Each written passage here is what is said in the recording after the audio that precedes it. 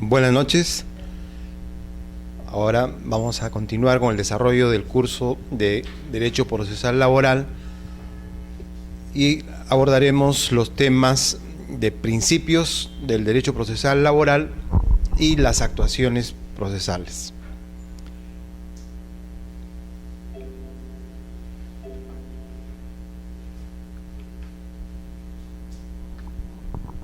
La nueva ley procesal del trabajo tiene beneficios que hay que precisarlos, como la solución rápida de los conflictos, que no debería exceder de los 6 meses. Esto, sin embargo, en la práctica, al menos en el Distrito Judicial de Lima, no se está cumpliendo, debido sobre todo a la carga procesal de los juzgados de trabajo que están viendo la nueva ley procesal laboral. Igualmente, los juzgados de paz letrados de Lima, así como la sala laboral, debido a que existe una sola sala laboral para ver todas las apelaciones que provienen de los juzgados de trabajo. La programación de las audiencias, sobre todo de juzgamiento, después de las audiencias de conciliación en los procesos ordinarios, están demorando más de lo previsto, porque la ley señala 30 días, sin embargo, están demorando más de 6 meses solo para la programación de la audiencia de juzgamiento. Luego, si las partes interponen un recurso de apelación, el expediente está siendo remitido a la sala laboral en 2 o 3 meses, y la sala laboral está programando las vistas de las causas aproximadamente también en 6 o 7 meses. Por lo tanto, los procesos laborales actualmente están demorando aproximadamente entre 1 año y medio y 2 años, lo que va en contra de la normatividad vigente, ya que la nueva ley procesal laboral lo que se quería era tener una mayor celeridad en los procesos laborales, pero por problemas de logística, problemas de nombramiento de nuevos jueces y de nuevas salas, es que se está produciendo esta demora. Esta nueva ley procesal del trabajo permite el acceso a la justicia, sobre todo de los trabajadores de menos recursos. El procedimiento es sencillo y de fácil entendimiento. Se persigue la unificación jurisprudencial, ¿no? Debido a que las salas y la Corte Suprema, la Sala Constitucional, establece una serie de criterios jurisprudenciales para el desarrollo de todo el proceso laboral, a fin de que se agilice y se tenga sobre todo un criterio uniforme en todas las salas y todos los juzgados. Tan es así que el 13 de julio del presente año se ha publicado el segundo pleno casatorio en materia laboral. En este segundo pleno casatorio en materia laboral se toca diversos aspectos procesales también, como por ejemplo se toca el problema de la notificación de la sentencia. La ley establece que la sentencia debe ser notificada al 5.º día después de producida la audiencia de juzgamiento en los procesos ordinarios, o también podría ser notificada el mismo día de la audiencia de juzgamiento, pero generalmente los jueces posponen su fallo para el 5.º día. Producido el plazo del 5.º día, las partes pueden ir a recoger la sentencia sin necesidad de una audiencia, solamente en mesa de partes uno se acerca y recoge la sentencia. Pero si las partes no asisten al recojo de la sentencia, ahí viene la duda, ¿no? ¿Desde cuándo va a correr el plazo para presentar el recurso de apelación? Algunos jueces estaban resolviendo de que se notificaba a las partes en su casilla electrónica y a partir recién de esa fecha se corría el plazo de apelación, que es de 5 días. Sin embargo, otros jueces señalaban que, como lo establece la ley, que la sentencia puede ser apelada a partir del 5.º día de señalada la fecha para la entrega de la sentencia, y no había otro plazo. Es decir, al 5.º día de producido la audiencia de juzgamiento, ese día se producía la entrega de la sentencia. Si las partes no acudían a recibir la sentencia, podían fijarse en la página web del Poder Judicial y ahí pueden encontrarlo colgado y imprimir y leer la sentencia para poder presentar su recurso de apelación si lo consideran necesario. De tal manera que había dos criterios distintos respecto a la notificación de la sentencia, y con el pleno casatorio laboral del segundo pleno casatorio publicado en el Diario Oficial El Peruano el 13 de julio del presente año, ya se ha dilucidado esta duda, es decir, la sentencia, para que pueda ser apelada, va a correr desde la fecha en que se fijó para la entrega de la misma. Es decir, si las partes no acuden, pueden acceder a la página web del Poder Judicial y de esa manera enterarse del contenido de la sentencia, y a partir de la fecha señalada en la audiencia de juzgamiento es que se computan los 5 días para presentar el recurso de apelación. Esa y otros aspectos ha sido tratado en el segundo pleno jurisdiccional laboral, que ha sido publicada, como ya hemos indicado, en el Diario Oficial del Peruano, y a través de las casaciones, a través de los plenos casatorios, se viene aclarando algunas dudas en la aplicación de la nueva Ley Procesal del Trabajo, y ese es uno de los beneficios de esta ley, que puede unificarse la jurisprudencia a fin de que todas las salas y todos los juzgados puedan resolver en forma uniforme respecto a los aspectos de aplicación, de ejecución de la Ley Procesal Laboral.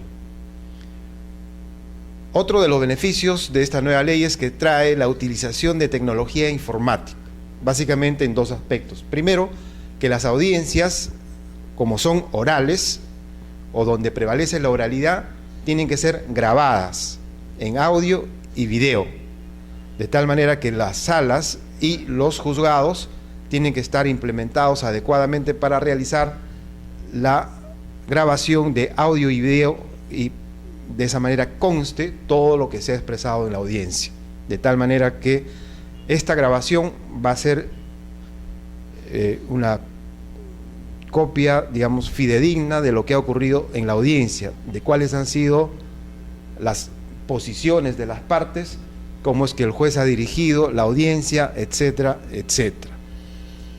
Y otra de las formas de utilizar la tecnología en beneficio de la nueva Ley Procesal Laboral es la notificación de las resoluciones vía correo electrónico.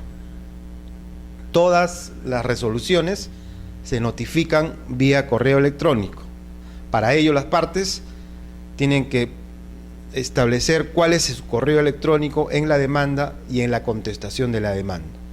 Claro está que hay algunas excepciones, como la notificación de la demanda a la demandada, a la emplazada, porque todavía no se conoce su casilla electrónica, pero al momento de contestar está obligado a señalar una casilla electrónica a fin de ser notificado de esa manera con las demás resoluciones, de tal modo que esta manera de utilizar la tecnología tanto en la grabación de audio y video durante el desarrollo de las audiencias y las notificaciones que se realizan vía correo electrónico facilita tremendamente la aplicación de la nueva Ley Procesal del Trabajo y acelera tremendamente los plazos,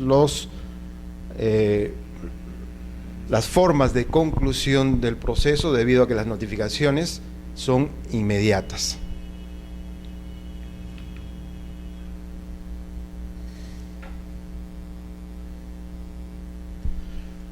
La justicia laboral va a tener como objetivo la solución de conflictos. Estos conflictos son individuales, pueden ser plurales y pueden ser colectivos, que se derivan de la prestación personal de servicios.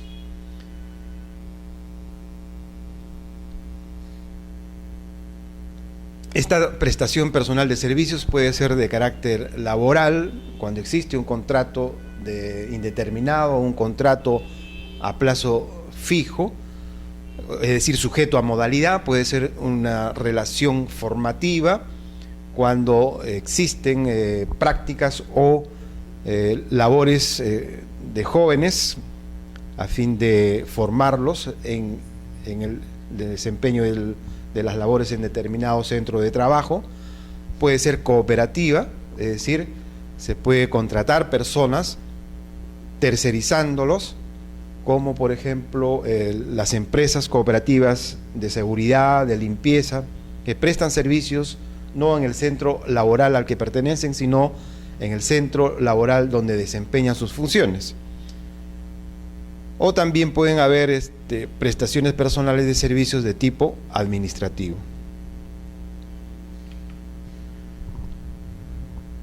Ampliación de competencia de los jueces especializados de trabajo. Se dice que el nuevo proceso laboral es omnicomprensiva, es decir, se incluyen todos los conflictos derivados de una prestación personal de servicios. Como ya hemos indicado, respecto a la relación laboral, formativa, cooperativista, administrativa y los contratos civiles, es decir, a los contratos civiles con relación laboral encubierta, que es lo que sucede mayormente en la administración pública, donde existía un sistema de contratación mediante el cual muchos trabajadores estaban laborando mediante la emisión de recibos por honorarios profesionales, es decir, con la suscripción de contratos de locación de servicios, pero que en la realidad lo que tenían era un contrato indeterminado, un contrato laboral indeterminado. Entonces, en esos casos también conoce la legislación laboral procesal para dilucidar si efectivamente existe un contrato laboral o un contrato civil de locación de servicios. Este encubrimiento de la verdadera relación laboral o de la verdadera relación de trabajo también se da en las empresas de tercerización, ¿no es cierto? Hay algunas empresas de tercerización que celebran convenios, acuerdos con las empresas a las cuales se les va a prestar el servicio, pero que en realidad la empresa beneficiaria realiza estos acuerdos con la finalidad de no ingresar a sus planillas, de no otorgarles las boletas de pago a nombre de esa empresa, sino que contratan a terceros a fin de evadir diversos beneficios laborales de los trabajadores que hacen ese tipo de trabajo. De tal manera que la desnaturalización de los contratos también se da en los contratos de tercerización, no solo en los contratos de locación de servicios de tipo civil, también existe esta desnaturalización, este encubrimiento de la verdadera relación laboral en los contratos de tercerización, ¿no? En estos casos también se acude ante el juez laboral a fin de prevalecer lo que se denomina el principio de primacía de la realidad. Es decir, la realidad es que presta servicios, cumple con todos los elementos de un contrato de trabajo y consecuentemente existe una relación laboral, existe un contrato indeterminado.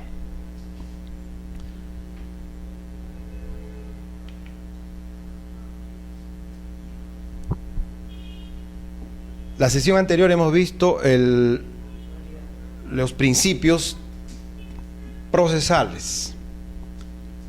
Nos habíamos abocado en el principio de oralidad porque es la principal novedad, la principal innovación, digamos, de la nueva ley procesal laboral, y consecuentemente nos extendimos bastante en ese tema debido a que el principio de oralidad no debe entenderse solamente como la expresión oral de las razones, las reclamaciones o las pretensiones o de las posiciones que se realicen en la demanda, en las audiencias, sino que para llegar a ese punto se tiene que conocer las técnicas de litigación oral.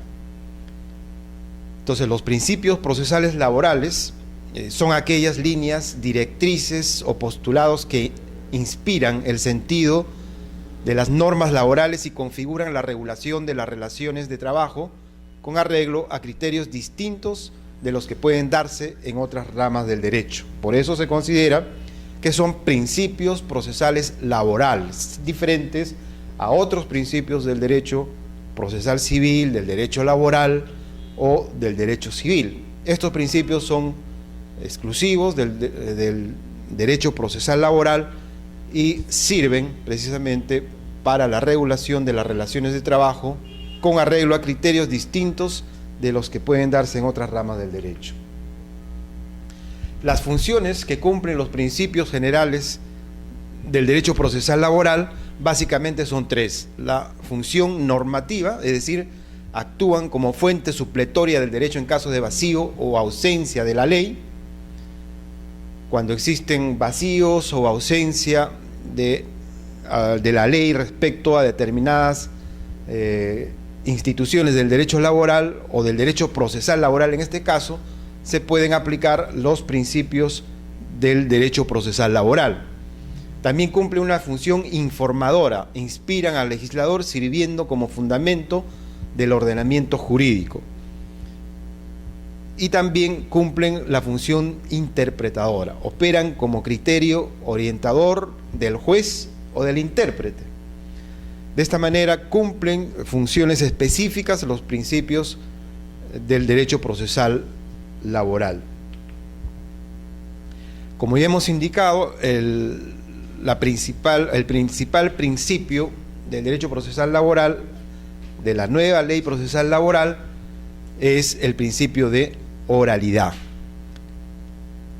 que va a permitir la dinámica de los actos procesales, la forma efectiva de comunicación y transmisión de información.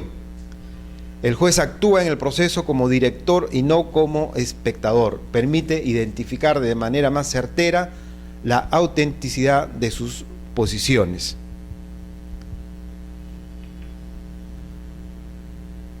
Este principio de oralidad ya lo hemos visto en la sesión anterior y ya no vamos a expandirnos más. Durante el desarrollo de la sesión respecto a las audiencias, volveremos a revisar lo que es el principio de oralidad y sobre todo las técnicas de litigación oral. El otro principio que establece esta nueva ley procesal del trabajo es el principio de inmediación. Implica el contacto directo entre el órgano jurisdiccional y el material de la causa o las partes, ¿no es cierto? Entonces, el juez dirige las audiencias, dirige el proceso, va a tener un contacto directo con el material presentado en la demanda o en la contestación de la demanda, es decir, va a tener a la mano las pruebas, va a conocer a las partes en las audiencias, va a permitir conocer al demandante, al demandado, a los abogados del demandante, del demandado, va a conocer a los testigos que pudieran presentarse, va a conocer a los peritos que van a informar respecto a su competencia y consecuentemente va a tener una relación directa con las partes y con las pruebas, de tal manera que va a permitirle tener una idea más clara de las pretensiones tanto del demandante como del demandado.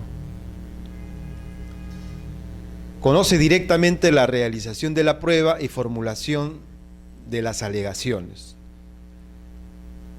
La realización de la prueba, como por ejemplo puede ser la declaración de parte del demandado o del demandante. Va a dirigir esa declaración de parte que van a realizar los abogados y el juez también puede hacer preguntas, repreguntas y directamente va a conocer cómo responde la parte demandante o demandada respecto a cada una de las pretensiones de las partes. De tal manera que este principio de inmediación va a permitir al juez tener un mayor conocimiento de los hechos, un acercamiento directo de las pruebas y un conocimiento directo de las partes que intervienen en el proceso. Esto va a permitir que el juez se tenga una idea más clara a fin de asumir la teoría del caso de parte del demandante o de parte del demandado.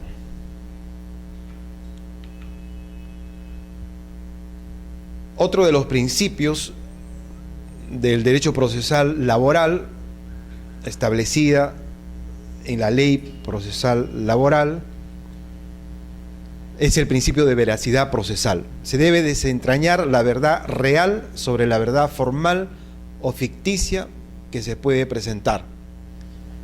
Es decir, el principio de veracidad procesal significa que el objetivo del proceso es encontrar la verdad real, no la verdad formal que puede estar escrita en papeles solamente, sino que a través de este principio concatenado con el principio de oralidad va a permitir encontrar la verdad real. Ni siquiera en el proceso laboral se puede uno quedar en la búsqueda de la verdad formal y la verdad legal, sino que en el proceso laboral se puede llegar a la verdad real, en aplicación básicamente del principio de primacía de la realidad. Este principio establece que no interesa mucho lo que digan los documentos. Puede existir un contrato de locación de servicios mediante el cual un trabajador ha suscrito con el empleador un contrato para desempeñar determinadas labores, pero que sin embargo, en la realidad, esas labores que se describen en el contrato no son los que realmente realiza, no son los que realmente a diario cumple al desempeñarse en el centro de trabajo, sino que en el centro de trabajo tiene una remuneración que percibe en forma mensual o quincenal. En el centro de trabajo tiene un jefe al cual está subordinado y al cual tiene que dar cuenta de su labor realizada, y además existe un nexo entre el trabajador y el empleador. Consecuentemente, la relación no es de tipo civil, sino de tipo laboral. La realidad va a primar y lo que tiene que hacer el demandante es presentar las pruebas idóneas para ello. El día de hoy ha sido publicada una casación mediante el cual se establece que este principio de primacía de la realidad respecto a la desnaturalización de los contratos de locación de servicios debe ser adecuadamente probada. No basta con las afirmaciones que realiza el demandante, sino que el demandante tiene que probarlo debidamente para poder tener una posición más clara, para poder darle al juez las herramientas necesarias y éste pueda resolver aplicando este principio de la primacía de la realidad. No lo tengo a la mano. Sí.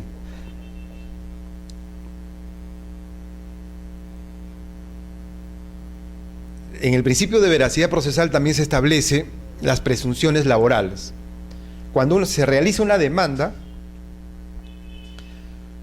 y el demandado no contesta la demanda en el plazo establecido, entonces se presume que las afirmaciones que se realizan respecto a las pretensiones son verdaderas, ¿no? Entonces las empresas ahora tienen que tener mucho cuidado respecto a las demandas de sus ex trabajadores o trabajadores, debido a que no puede de ninguna manera dejar de contestar la demanda, no puede descuidar los procesos porque las afirmaciones que realiza el trabajador de repente no siempre son ciertas, y de tal manera que estaría pagando beneficios económicos a los trabajadores cuando ya los había pagado antes, solo por el hecho de no haber contestado oportunamente la demanda.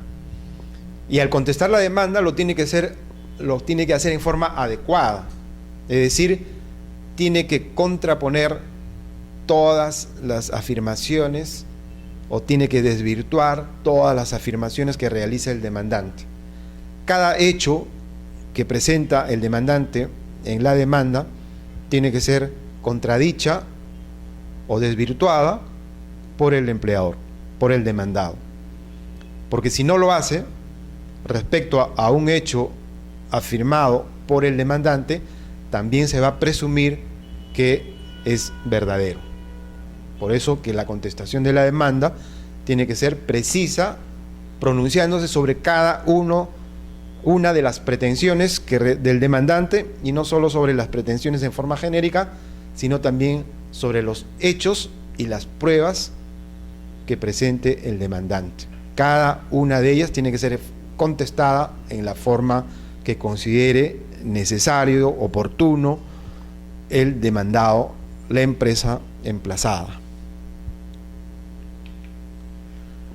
Otro de los principios del derecho procesal laboral es el principio de concentración, celeridad y economía. La concentración procesal implica un menor número de actos procesales, reúne en actividades procesales unitarias variados actos procesales.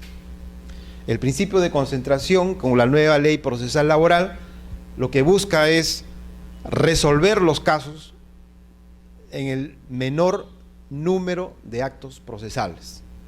Esa es la idea. Lo que se quiere es resolver un conflicto con el menor número de actos procesales, ¿no? Si es un proceso ordinario, los actos procesales serán la demanda, la audiencia de conciliación, contestación de la demanda, audiencia de juzgamiento y sentencia. Esos son los pasos mínimos que se debe cumplir para resolver un conflicto. Pero ¿qué pasa, por ejemplo, si en la audiencia de conciliación el juez verifica que las pruebas que se presentan solamente son documentales? No hay pruebas que actuar, no hay pericias, no hay declaraciones de parte, no hay exhibición de planillas. Entonces, el juez puede resolver el conflicto aplicando el principio de concentración, prescindiendo de la audiencia de juzgamiento. Es decir, en ese mismo acto señala que va a resolver con juzgamiento anticipado.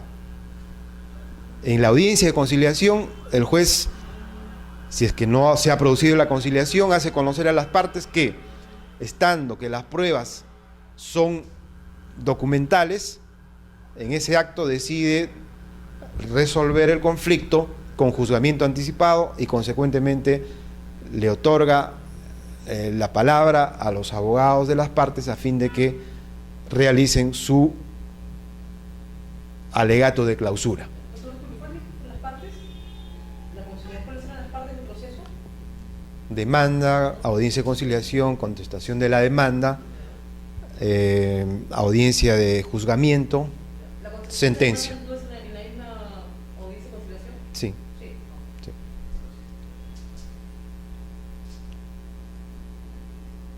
La celeridad implica la mayor agilidad en los plazos y sencillez en su tramitación, ¿no? Ahora, la ley procesal laboral tiene plazos perentorios, sencillos, rápidos, pero como lo hemos indicado al principio, esto tendría que estar corroborado con una infraestructura adecuada del Poder Judicial para cumplir con estos plazos. Lo que no existe, por lo menos en el Distrito Judicial de Lima, no existen el número suficiente de juzgados para asumir toda la carga laboral que existe en el país. Existe en Lima solo una sala laboral, la cuarta sala laboral, que ve todas las apelaciones de los juzgados laborales de Lima, lo cual es totalmente insuficiente. Entonces, la ley procesal laboral actualmente no está cumpliendo en su ejecución con los plazos establecidos. Una sola sala, una cuarta sala. Una sola sala laboral existe actualmente, ¿no? Tan es así que esta sala, cuando fija la fecha para la vista de la causa, ya tiene un cliché, dice: señalamos vista de la causa para tal fecha debido a que tenemos una carga procesal, a pesar de que hemos comunicado a la Corte Superior de Lima para que implementen otras salas laborales, una o más salas laborales, consecuentemente no es responsabilidad nuestra. Bueno, no lo dicen así, pero están diciendo que ya comunicaron a la Corte Superior, pero que no la Corte Superior no implementa una nueva sala.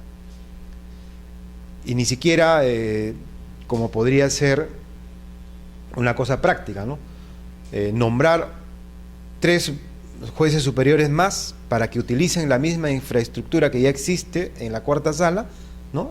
La sala de audiencias, los equipos de audio y video, todos esos equipos que existen para que se desarrolle esta nueva ley procesal laboral, podría suplirse si es que se nombra un nuevo colegiado, 3 jueces superiores que puedan hacer sus labores en esas mismas ambientes, de repente en un horario distinto, total que no se requeriría comprar nuevos equipos y tener otro local para poder implementarlo.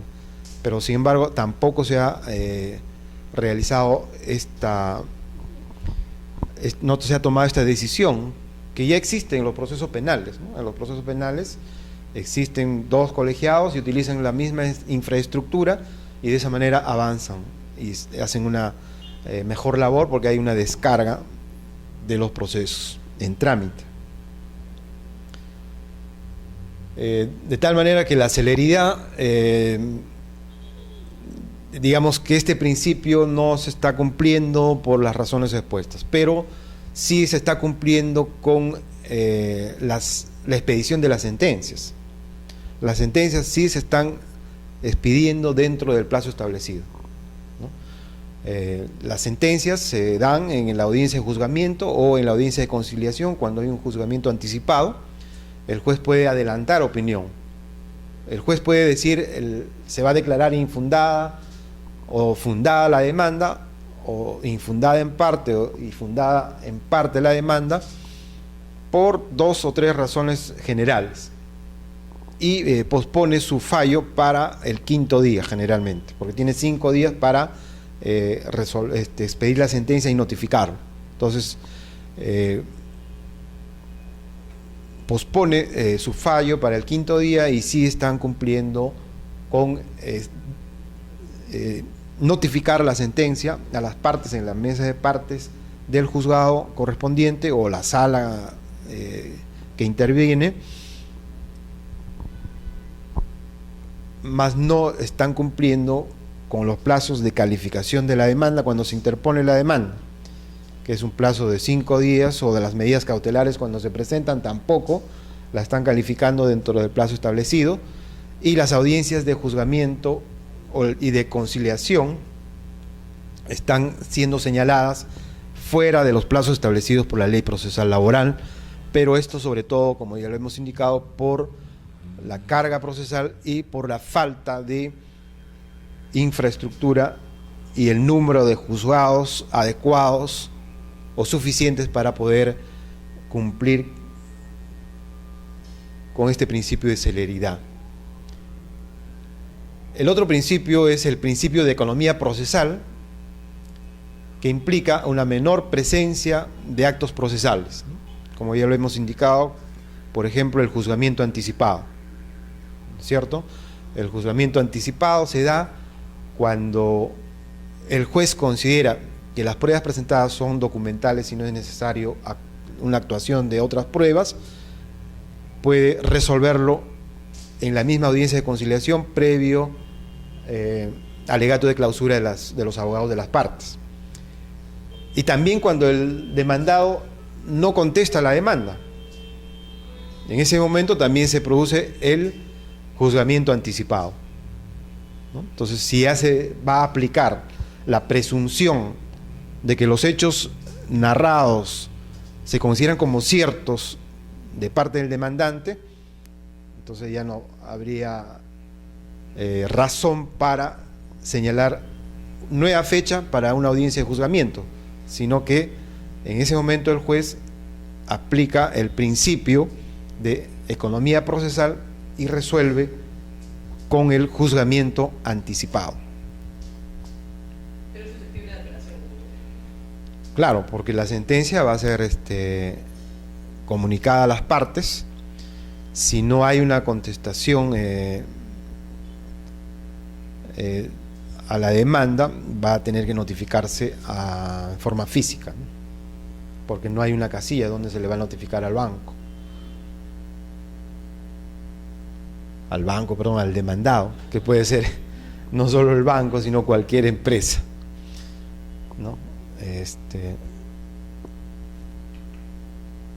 Otros principios establecidos en la ley procesal laboral son los que están diseminados, digamos, en su articulado, no están específicamente señalados en el título preliminar de la ley procesal del trabajo, sino que son recogidos en la ley procesal laboral en diferentes partes. Este principio de socialización del proceso, el juez debe evitar que la desigualdad entre las partes afecte el desarrollo o resultado del proceso. Es decir, tiene que procurar que exista igualdad real de las partes.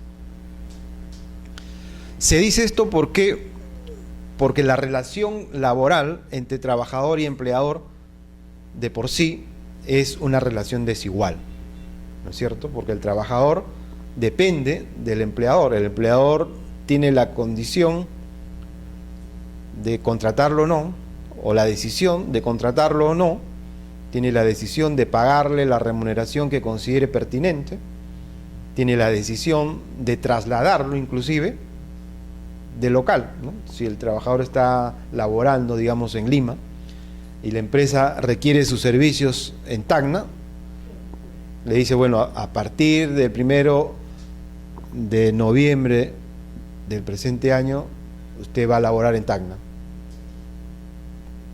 El trabajador tiene que aceptarlo, porque no es una imposición, salvo, ¿no?, de excepciones que sean imposiciones arbitrarias a fin de causarle daño, dice la ley. En esos casos el trabajador podría presentar una demanda por actos de hostilidad, porque estaría considerando que está siendo hostilizado porque lo está cambiando a un lugar distinto al habitual, un lugar donde no va a estar lejos de su familia, va a estar lejos de repente de su centro de estudio, porque después del trabajo de repente está estudiando, va a estar lejos de su hábitat, ¿no?, al cual está acostumbrado. Entonces, si se prueba de que el cambio es arbitrario, es bien subjetivo, ¿no? Es muy subjetivo. La ley establece que debe indicarse que el cambio ha sido con el propósito de causarle daño. Entonces, el trabajador, ¿cómo prueba de que su empleador lo cambia para causarle daño? ¿No? La ley dice eso, pero bueno, la jurisprudencia ya ha establecido que no es necesario que pruebe fehacientemente ese hecho, pero puede señalar indicios de que el empleador sí quiso causarle daño al momento del cambio, ¿no? Entonces, la relación, ¿sí?, la jurisprudencia lo ha establecido así, ¿no? Hay algunos indicios que van a determinar de que el empleador lo cambió con la finalidad, digamos, de hostilizarlo y digamos renuncie y se vaya al trabajo y una de esas razones u otras, ¿no? Pero es muy difícil probarlo. Entonces, la relación laboral es una relación asimétrica, es una relación desigual, porque el empleador tiene todas las facultades, las condiciones, la decisión de poner fin a la relación laboral, de señalar el monto de la remuneración. El empleador también le puede decir en qué momento va a salir de vacaciones, ¿no? Porque no siempre el trabajador sale de vacaciones el mes que quiere salir, ¿no? Si el empleador dice, no, ese mes necesitamos sus servicios y consecuentemente usted va a salir el otro mes o tal mes, entonces el trabajador va a aceptarlo. Entonces, esas y otras condiciones que impone el empleador hacen que la relación laboral sea una relación desigual, asimétrica, de tal manera que el principio de socialización del proceso va a establecer que el juez realice algunos actos, algunas acciones a fin de conseguir una igualdad real entre las partes. Otra de las desigualdades que existen en esta relación también es que muchas veces el trabajador no tiene los documentos que el empleador está obligado a entregarle, pero que no le entrega. Entonces no puede cómo probar algunos hechos. Esas y otras desigualdades, mediante este principio lo que se trata es de conseguir una igualdad real de las partes a fin de que asistan a un proceso laboral en igualdad de condiciones. El principio de sencillez, privilegiar el fondo sobre la forma, simplificar el proceso sin excesivo formalismo, ¿cierto? Entonces, esto se realiza básicamente cuando existe en una ley la predominancia de la oralidad, ¿no es cierto? Se prefiere lo que se expresa en el momento de la audiencia, lo que las partes expresan en el momento de la audiencia, a lo que señalan determinados escritos, determinados documentos.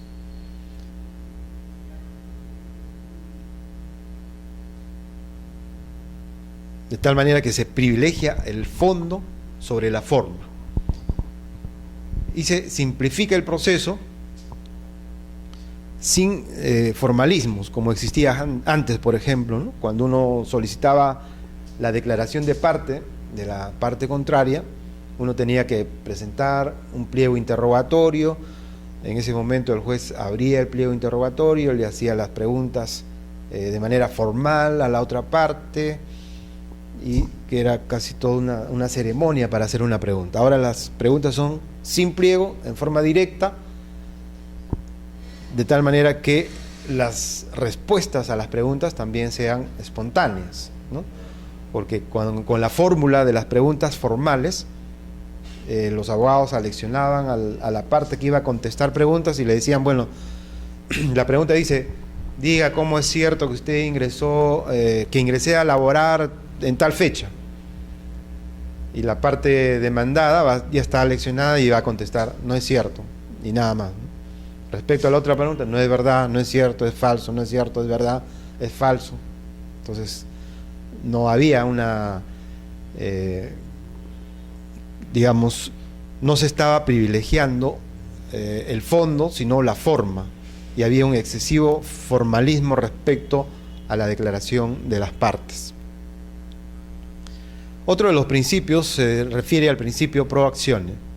Juez debe interpretar los requisitos y presupuestos procesales en sentido favorable a la continuación del proceso. Es decir, si una de las partes presenta algún documento, alguna prueba, etcétera, y no se entiende bien de qué se trata, o no se ha verificado exactamente cuáles son los objetivos de esas pruebas presentadas, entonces lo que tiene que hacer el juez es interpretar que esos presupuestos procesales sean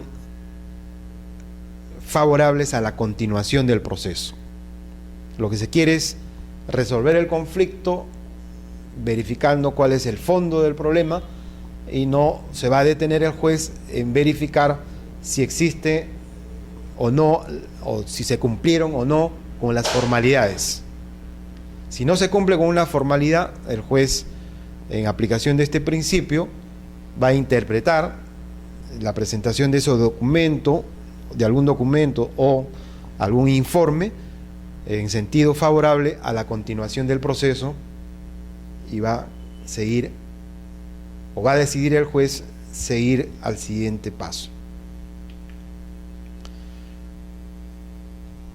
Los principios de debido proceso y tutela jurisdiccional, de acuerdo a lo señalado en la Constitución Política del Estado, Los órganos judiciales preestablecidos, jueces naturales, las competencias señaladas, procedimientos preestablecidos que garanticen un debate judicial transparente, derecho de defensa y emisión de una decisión judicial imparcial.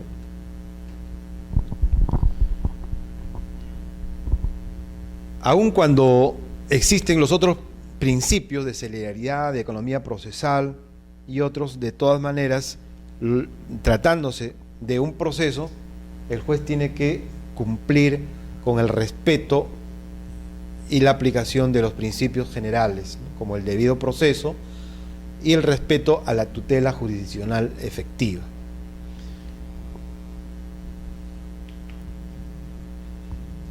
El principio de impulso de oficio.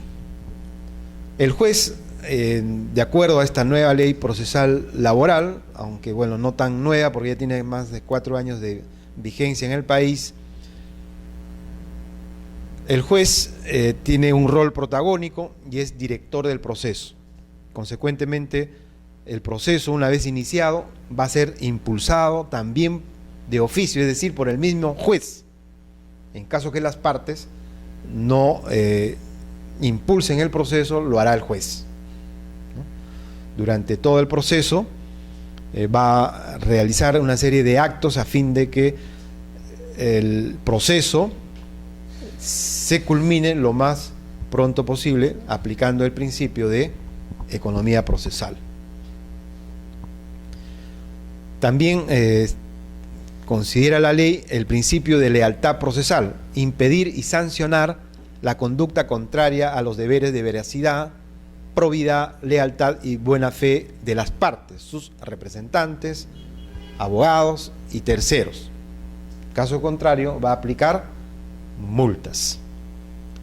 No solo va a controlar el proceso, no solo va a controlar el juez el desempeño de las audiencias, sino también va a sancionar a aquellos que realizan actos contrarios a la lealtad procesal, ¿no? Porque muchas partes y muchos abogados también presentan documentos falsos, narran hechos falsos, a veces los representantes de los trabajadores, también puede ser un apoderado, o también los representantes de las empresas, no son tales, ¿no? Y se presentan ante un juzgado sin tener la representatividad conforme lo señala la legislación pertinente,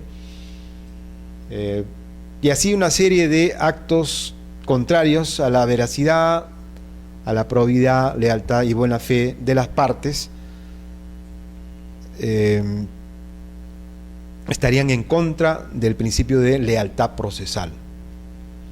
El principio de gratuidad. Este principio de gratuidad se establece solamente para determinados trabajadores. Aquellos trabajadores que van a realizar una reclamación que no supere las 70 URP. Como sabemos, la URP es la unidad de referencia procesal que se deriva del cálculo de la UIT. ¿Cuánto es una URP? La unidad impositiva tributaria para el año 2014 es de 3.800. Y el 10% de esa UIT va a significar la URP. Es decir, 380 soles. La URP. 380 soles por 70, ese va a ser el monto mínimo que no paga tasas. Entonces, si un trabajador presenta una demanda y reclama los beneficios económicos y no supera los 70 URP, no va a pagar tasas judiciales. Si supera las 70 URP, va a pagar tasas judiciales, pero con un descuento del 50%. Entonces, la gratuidad de los procesos laborales no es total, ¿no es cierto? Solo para ciertos trabajadores es total, y para los demás trabajadores va a ser reducido en un 50% cuando se demanden beneficios económicos, es decir, sumas líquidas. Pero si presentamos una demanda inapreciable en dinero, también es gratuito, como por ejemplo un acto de hostilidad. No es cuantificable. Consecuentemente, al no ser cuantificable un acto de hostilidad,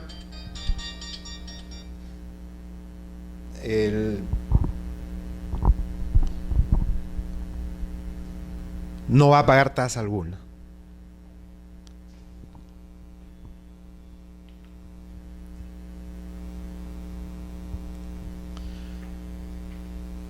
¿Cómo manejan el tema de indemnizaciones? ¿Indemnizaciones? Arbitrarios, sí. Ahí sí pagan tasas. Claro, porque es cuantificable. La indemnización es cuantificable porque se paga una remuneración y media por cada año de servicios prestados hasta un máximo de 12. Esa es la indemnización. Indemnización por despido. Remuneración y media por cada año, sí. Sí, hasta un máximo de 12. ¿No? Si trabajó 30 años, solo le van a pagar 12. Por 12 años.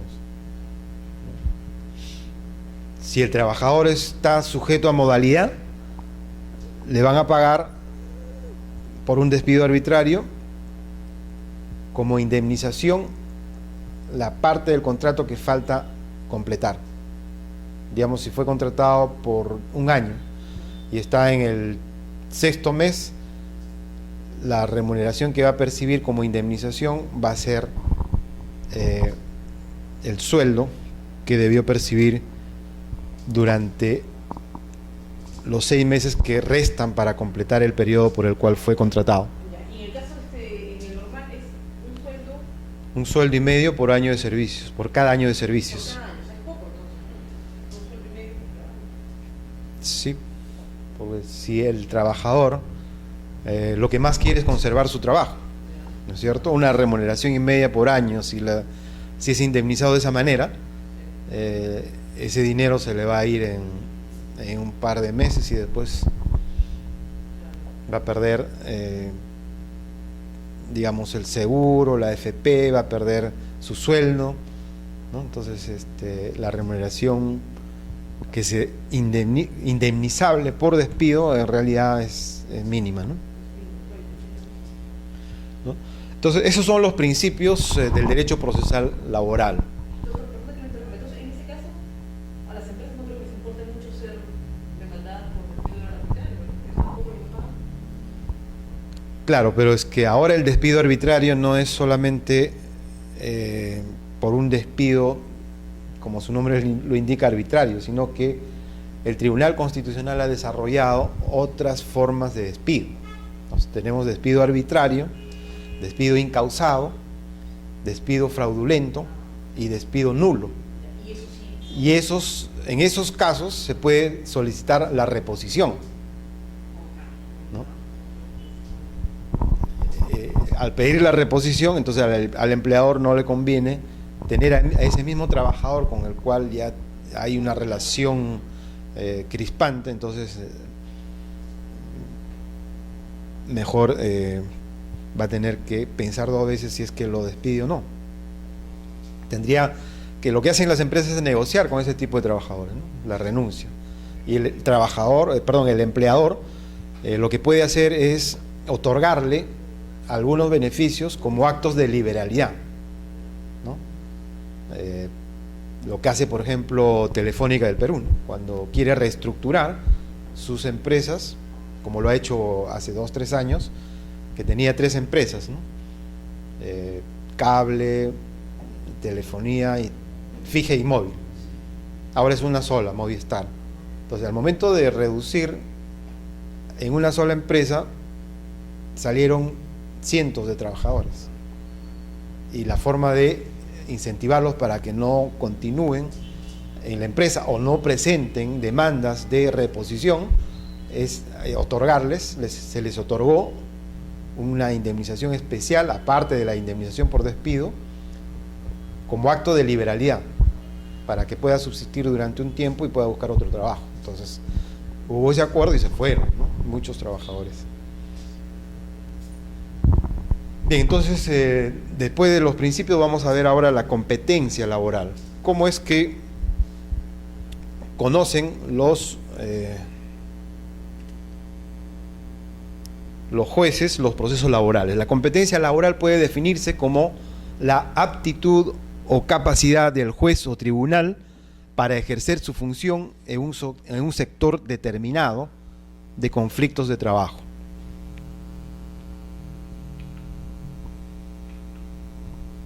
Entonces, la competencia se va a dar por diversas razones. Por razón del territorio. La competencia territorial puede ser apreciada desde el punto de vista subjetivo y desde el punto de vista objetivo. Desde el punto de vista subjetivo, a elección del demandante, es competente el juez del lugar del domicilio principal del demandado o del último lugar donde prestaron sus servicios, ¿no?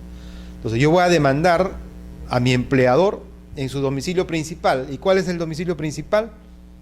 El que está señalado como domicilio fiscal en su RUC, ¿no es cierto? Ese es el domicilio fiscal, es el domicilio legal de la empresa, y ahí se le va a demandar. Pero si el trabajador considera que el lugar donde presta sus servicios principales de la empresa, donde tiene establecida su domicilio fiscal, es un lugar lejano al cual él habita, entonces lo puede demandar en el último lugar donde prestó sus servicios, ¿no? Entonces, si la empresa es una empresa cuyo domicilio principal es Lima y él vive, digamos, en Ica, entonces ahí prestó sus servicios la última vez y lo puede demandar en Ica. Si la demanda está dirigida contra quien prestó los servicios, solo es competente el juez del domicilio de este, ¿no? Es cuando es al revés. Digamos que el empleador, por algún acto que haya realizado el trabajador, por daños y perjuicios, lo puede demandar al trabajador. Y en este caso el domicilio va a ser el domicilio del trabajador. Consecuentemente, el distrito judicial al cual tiene que acudir el empleador es el distrito judicial al cual pertenece el domicilio del trabajador. En la impugnación de laudos arbitrales derivados de una negociación colectiva es competente la sala laboral del lugar donde se expidió el laudo, ¿no es cierto? Todos los convenios colectivos, según la ley de convenios colectivos y negociaciones colectivas, cuando no hay acuerdo entre las partes, entre el sindicato que representa a los trabajadores y el empleador, se acude a un laudo y el laudo va a ser expedido resolviendo el conflicto, y los laudos no son apelables, sino que pueden solicitarse la nulidad de los mismos.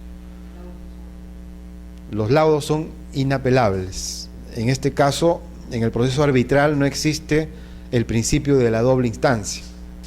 Existe la instancia única, que es el árbitro único, o puede ser un tribunal arbitral, conformado por 3 árbitros, o también en algunos casos, cuando el caso es complejo, puede estar conformada hasta por 5 árbitros. ¿Y ante quién solicitó esa nulidad? Ante la sala laboral del lugar donde se expidió el laudo, ¿no? Si el laudo se expidió en Lima, bueno, será en Lima, pero ahora tenemos una complejidad en Lima también, ¿no? Porque hay distritos judiciales distintos en Lima: Lima Centro, Lima Este, Lima Sur, Lima Norte, y ahora se ha creado Lima Noroeste, que corresponde a Ventanilla, Ancón y otros distritos del Cono Norte, que se desagregan del distrito judicial del Callao y forman un nuevo distrito judicial. La competencia por razón de territorio solo puede ser prorrogada cuando resulta a favor del prestador del servicio. Competencia del territorio laboral por razón, desde el punto de vista objetivo.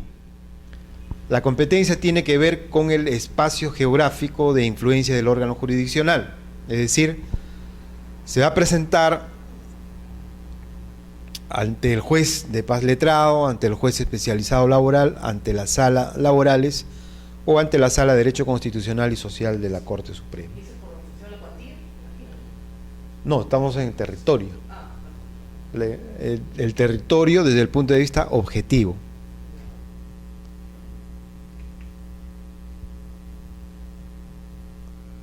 La competencia laboral por razón de la cuantía, ¿no? Los juzgados de paz letrado conocen las pretensiones referidas al cumplimiento de obligaciones de dar no superiores a 50 URP. En el proceso abreviado laboral y en los procesos con título ejecutivo, salvo cobranza de aportes del sistema privado de pensiones. En estos casos, en el sistema privado de pensiones, en todos los casos, sin importar la cuantía, conocen los juzgados de paz letrados. Las AFP cobran una parte del sueldo de cada trabajador, ¿no es cierto? Pero a veces los empleadores no cumplen con entregar a la AFP lo que le descuentan a los trabajadores. Entonces la AFP demanda para que la empresa cumpla con realizar ese aporte. En estos casos no interesa la cuantía. En todos los casos conocen los jueces de paz letrados.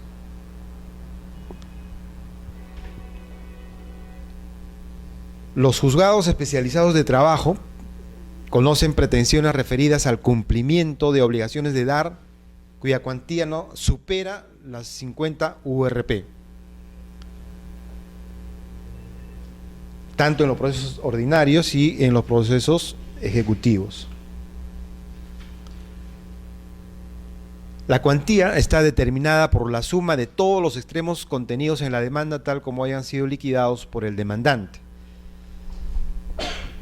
Los intereses, las costas y los costos y los conceptos que se devenguen con posterioridad a la fecha de interposición de la demanda no se consideran en la determinación de la cuantía, ¿no? Entonces, cuando uno presenta una demanda solicitando, reclamando beneficios económicos, en la demanda uno tiene que hacer una liquidación de los beneficios que va a reclamar, ¿no? Tanto por CTS, tanto por vacaciones, tanto por gratificaciones, tanto por gratificaciones truncas, tanto por vacaciones truncas, tanto por indemnización por vacaciones no gozadas, tanto por utilidades, etcétera, etcétera, todos los beneficios que pueda reclamar el demandante. La suma de todos va a ser el monto del petitorio. Y de acuerdo a ese monto del petitorio, se va a establecer si corresponde conocer a un juez de paz letrado o a un juez especializado laboral. Doctor, disculpe, lo que no me había quedado claro fue ¿qué quiere decir la palabra prorrogable en el tema de la competencia? Que aun cuando no es competente el juez puede determinar por la aplicación de los principios de celeridad y economía procesal, puede seguir conociendo el proceso.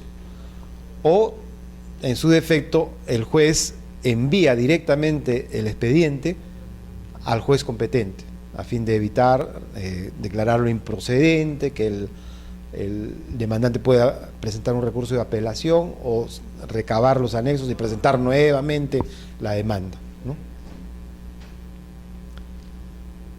Entonces, los intereses, las costas, los costos no se consideran como parte del monto del petitorio y no son aplicables para señalar la cuantía del proceso.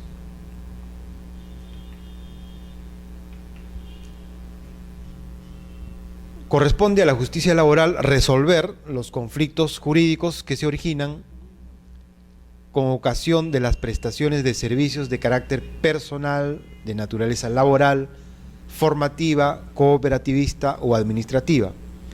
Están excluidas las prestaciones de servicios de carácter civil, salvo que la demanda se sustente en el encubrimiento de relaciones de trabajo. Tales conflictos jurídicos pueden ser individuales, plurales o colectivos y estar referidos a aspectos sustanciales o conexos, incluso previos o posteriores a la prestación efectiva de los servicios. Esto se refiere a la competencia laboral en razón a la materia, ¿no es cierto? La materia que conocen los juzgados laborales y los jueces de paz letrados respecto a materia laboral se refieren a las prestaciones de servicios de carácter personal, de naturaleza laboral, formativa, cooperativista o administrativa, estando excluidas las prestaciones de naturaleza civil. Un ejemplo de esto. La locación de servicios, de los contratos de locación de servicios, que generalmente son las formas de encubrir una relación laboral real, de contrato indeterminado.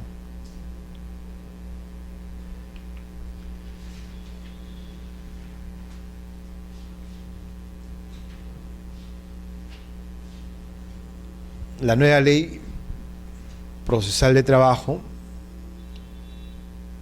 considera que los juzgados de paz letrados se refiere cuando hace referencia a las prestaciones relacionadas al nacimiento, desarrollo y extinción de la prestación personal de servicios. Según esta nueva ley, dependerá de la cuantía, esto es, si es de competencia del juez de paz letrado o el juzgado especializado de trabajo. Cuando las pretensiones estén relacionadas a los regímenes agrario y acuícola de los trabajadores del hogar, de la microempresa y de las modalidades formativas laborales, serán de competencia de los juzgados especializados. La cobranza de aportes previsionales, lo que habíamos indicado, del sistema privado de pensiones, retenidos por el empleador, en cuyo caso serán competentes, con prescindencia de la cuantía, los juzgados de paz letrados. También los asuntos no contenciosos, sin importar la cuantía, ¿no?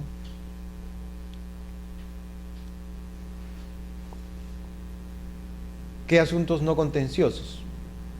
Por ejemplo, la entrega de certificado de trabajo, ¿no es cierto? La empresa, bueno, ya cumplió con darle sus beneficios económicos, todos sus beneficios laborales, pero no le quiere otorgar un certificado de trabajo.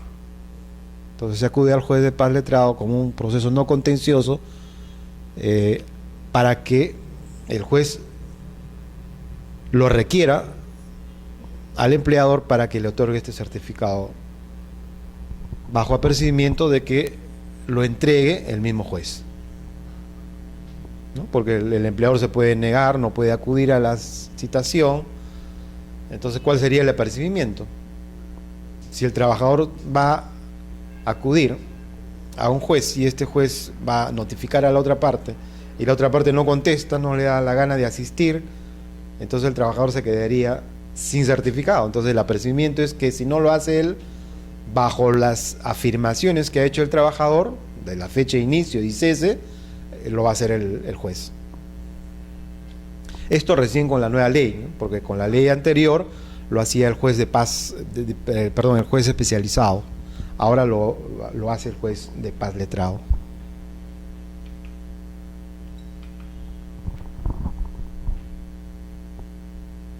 La competencia de los juzgados especializados de trabajo. En el proceso ordinario laboral, todas las pretensiones relativas a la protección de derechos individuales, plurales o colectivos originados con ocasión de las prestaciones de servicios de carácter personal, de naturaleza laboral, formativa, cooperativista, referidas a aspectos sustanciales o conexos, incluso previos o posteriores a la prestación efectiva de los servicios. En el proceso ordinario laboral, las pretensiones relacionadas al nacimiento, desarrollo y extinción de la prestación personal de servicios, así como a los correspondientes actos jurídicos, como por ejemplo la nulidad de un acto jurídico. En el proceso abreviado laboral de la reposición, cuando ésta se plantea como pretensión principal única, ¿no? Algunos trabajadores optan, ¿no?, cuando son despedidos de acuerdo a lo que hemos indicado, la relación laboral se puede interrumpir o puede cesar cuando hay despido arbitrario, despido incausado, despido fraudulento o despido nulo, ¿no es cierto? Cuando es un despido arbitrario, no es posible la reposición, sino que solicitará solamente su indemnización por despido. Pero si es incausado o fraudulento, en ese caso sí puede solicitar la reposición a su centro de labores, ¿no? Cuando solicita solo la reposición y no reclama otros beneficios laborales, como por ejemplo podría ser que no le otorgaron vacaciones o gratificaciones, en esos casos es un proceso abreviado. ¿Cuántos procesos hay? ¿Ordinario, abreviado? No, hay más, ¿no? Vamos a ver más adelante cuáles son los procesos laborales. Los principales son el ordinario, el abreviado, el de ejecución, el proceso no contencioso, proceso de ejecución de laudos, ¿no? Procesos cautelares. Aspectos controvertidos acerca de la competencia de los juzgados especializados en lo laboral. Para analizar este tema debemos indicar que la existencia de la cláusula abierta en la determinación de la competencia por razón de la materia de los juzgados laborales y la interpretación de algunos artículos sobre la competencia ha traído como consecuencia que se presenten en la práctica una serie de aspectos controvertidos en las cuales se discute si la competencia corresponde o no al órgano jurisdiccional.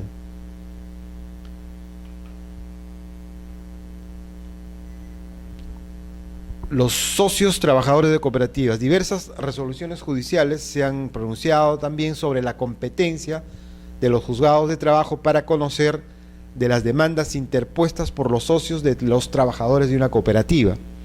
El requisito es haber agotado la vía interna para proceder a demandar, porque de acuerdo a la ley de cooperativas, todas las cooperativas se rigen por su estatuto, y el estatuto de las cooperativas establece una serie de procedimientos previos que deben agotarse a fin de llegar a la justicia laboral.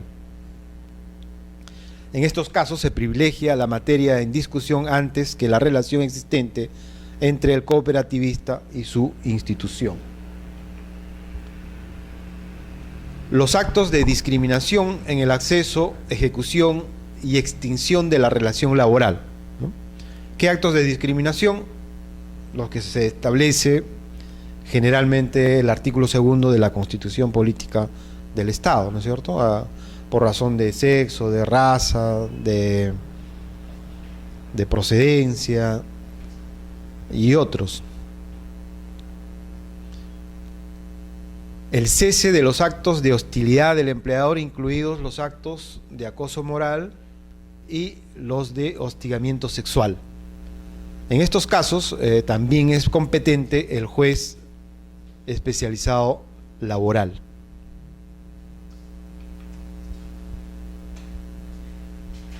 En proceso ordinario laboral, todas las pretensiones relativas a la protección de derechos individuales, plurales o colectivos originados con ocasión de las prestaciones de servicios de carácter personal, de naturaleza laboral, formativa, cooperativista, referidas a aspectos sustanciales o conexos, incluso previos o posteriores a la prestación efectiva de los servicios. Los procesos con título ejecutivo, ¿no? Obviamente tiene que determinarse también la cuantía cuando superen los 50 URP. ¿Cuáles son los que tienen título ejecutivo? Por ejemplo, las actas de conciliación o los laudos arbitrales, las resoluciones judiciales firmes, las resoluciones de la Autoridad Administrativa de Trabajo, el documento privado que contenga una transacción extrajudicial, el acta de conciliación extrajudicial privada o administrativa, la liquidación para cobranza de aportes previsionales.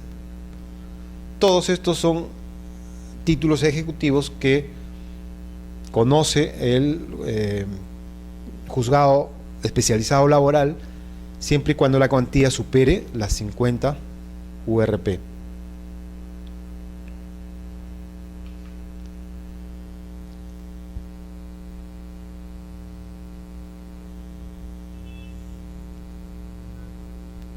También la impugnación de los reglamentos internos de trabajo, ¿no? Porque una de las exigencias para los empleadores que tengan más de 20 trabajadores es que tengan un reglamento interno.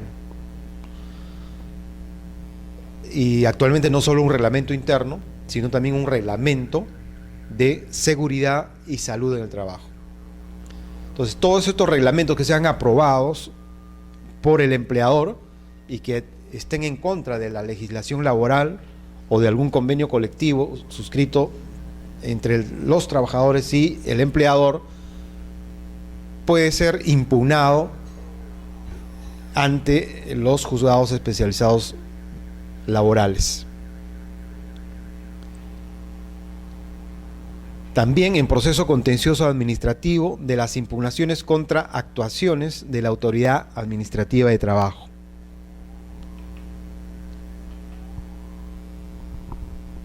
La mera solicitud de entrega de documentos se sigue como proceso no contencioso siempre que ésta se tramite como pretensión única, salvo que se acumule con otras pretensiones. Los conflictos vinculados a una organización sindical y entre organizaciones sindicales, incluida su disolución, también son conocidos por los juzgados especializados de trabajo.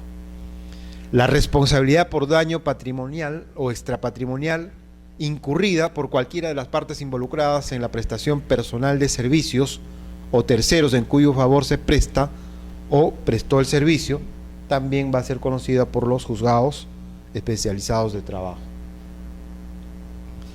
Aquellas materias que a criterio del juez, en función de su especial naturaleza, deben ser ventiladas en el proceso ordinario laboral. En esos casos, cuando el juez lo considere que la demanda que se interpone no corresponde o no está claramente delimitada para el conocimiento de un juzgado de paz letrado o un juzgado de paz, de un juzgado especializado laboral, el juez a través de este artículo de la ley le faculta para que a su criterio señale que la competencia es del juez especializado laboral y en un proceso ordinario.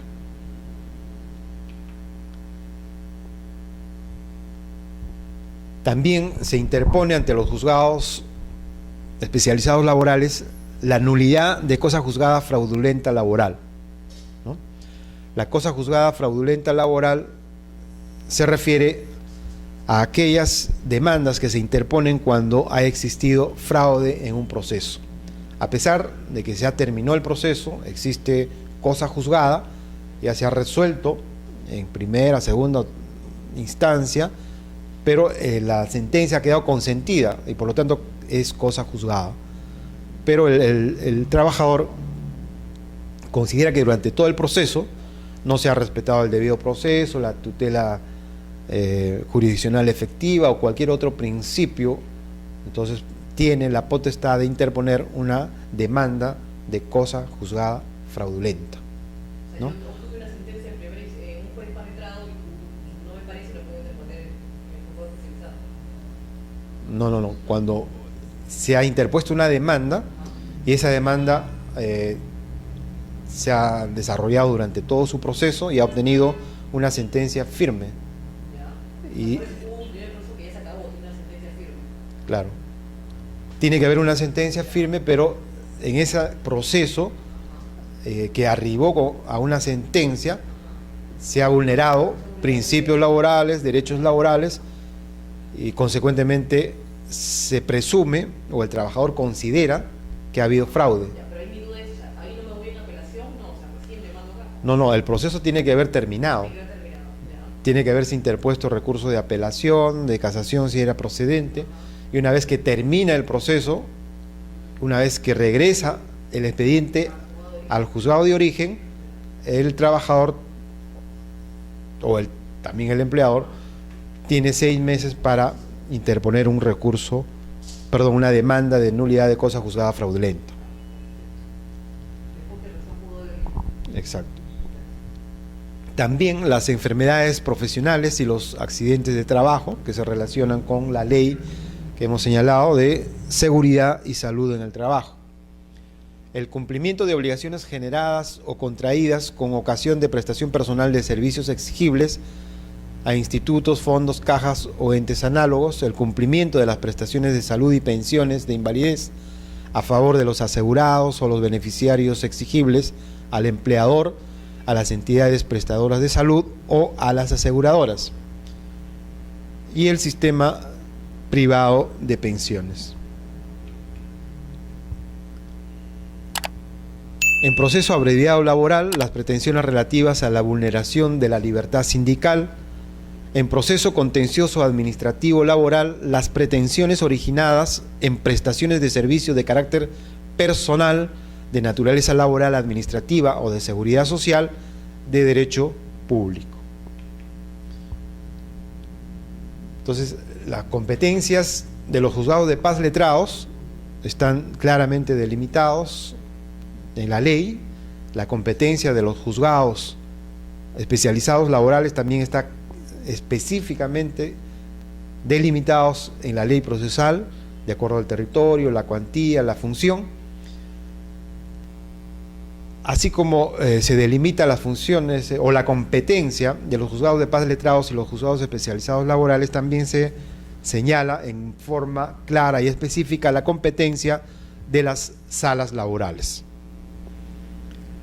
Las salas laborales conocen en primera instancia los procesos de acción popular en materia laboral a ser tramitada conforme a la ley que regula los procesos constitucionales, ¿no? El Código Procesal Constitucional establece cuál es el procedimiento para señalar las garantías constitucionales, que son el habeas corpus, la acción de amparo, la acción popular, el habeas data, los procesos de inconstitucionalidad y las contiendas de competencia. Todas estas son garantías constitucionales señaladas tanto en la Constitución Política del Estado como en el Código Procesal Constitucional.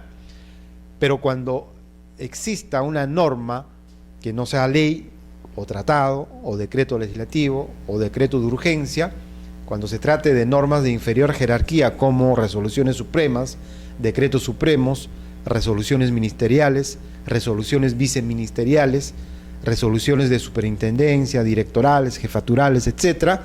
Cuando se trata de ese tipo de normas, entonces se puede interponer una acción popular. Y si esas normas son referidas a materia laboral, entonces la competencia para conocer estos casos en primera instancia va a ser la sala laboral correspondiente. Así es, de acuerdo a las normas de la competencia territorial, va a establecer qué sala será competente para conocer la demanda de acción popular. Pero acá hay una sala laboral. No, esa es la sala laboral que ve con la nueva ley, sí.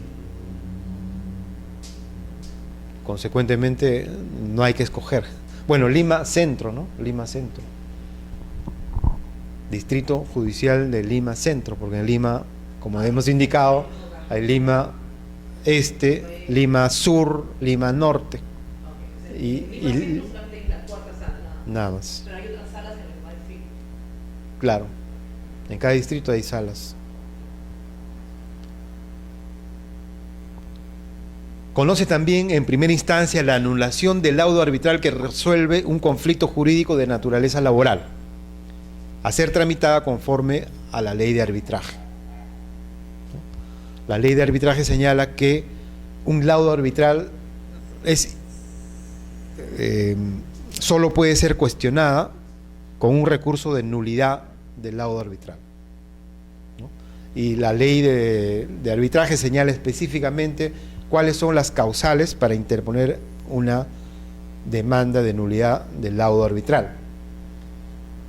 Y no va a referirse esta demanda a la discusión sobre el fondo de la naturaleza laboral resuelta por el árbitro o el tribunal arbitral, sino que se va a ceñir única y exclusivamente a revisar si se ha cumplido con el debido proceso y la tutela jurisdiccional efectiva y algunos principios constitucionales y legales que podrían haber sido vulnerados en el proceso arbitral o en la expedición del laudo arbitral.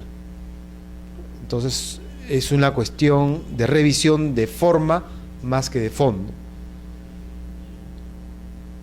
También las salas laborales conocen en primera instancia la contienda de competencia promovida entre juzgados de trabajo y entre estos y otros juzgados de distinta especialidad del mismo distrito judicial.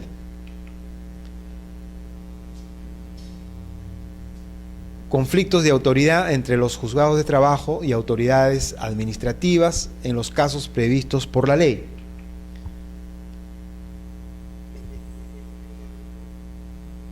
Y las demás que señale la ley. Los acuerdos conciliatorios y transaccionales también pueden darse independientemente de que exista un proceso en trámite, en cuyo caso no requieren ser homologados para su cumplimiento o ejecución. La demanda de nulidad de acuerdo es improcedente si el demandante lo ejecutó en la vía del proceso ejecutivo, habiendo adquirido de ese modo la calidad de cosa juzgada.